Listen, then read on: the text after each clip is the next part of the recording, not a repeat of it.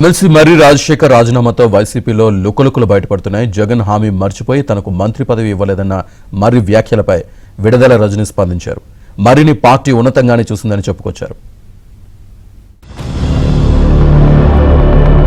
2019లో ఎన్నికల ముందు ప్రామిస్ చేశాడు. ఎన్నికలు అయిపోయిన తర్వాత ప్రతిసారి ఎమ్మెల్సీ ఎలక్షన్లు వచ్చినప్పుడల్లా నీకేనని చెప్పడం జరుగుతూ ఉంది.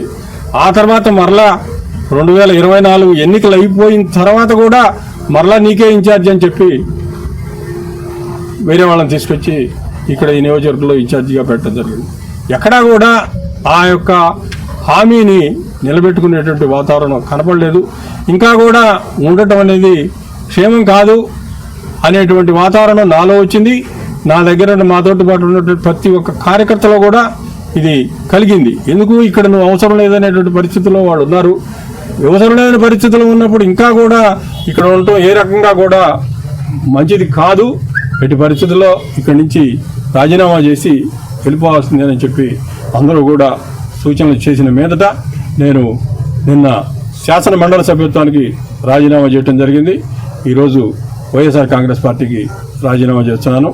దయచేసి జగన్మోహన్ రెడ్డి గారిని ఈ రాజీనామాని అంగీకరించాలని చెప్పి కోరుతా ఉన్నాను. మరి ఎందుకో ఇక్కడ ఇచ్చినటువంటి గౌరవం కన్నా మించి, గౌరవం కన్నా బెటర్గా అక్కడ గౌరవం వారికి దక్కుతుందనేటువంటి ఒక హోప్తో, ఒక ఆలోచనతో ఏదైతే మర్రి రాజశేఖర్ గారు ఆ పార్టీకి వెళ్ళాలని ఆలోచన చేస్తున్నారో, మీ ఎలాంటి పరిస్థితుల్లోనే ఎలా నిలబడింది, పార్టీ కష్టాల్లో ఉన్నా ఎలాంటి పరిస్థితుల్లో ఉన్నా మీకు మాత్రం ఒక మెట్టు గౌరవం పెంచిందే తప్ప ఎప్పుడు కూడా మీ గౌరవానికి ఎప్పుడు కూడా తగ్గింపు అనేది లేదు.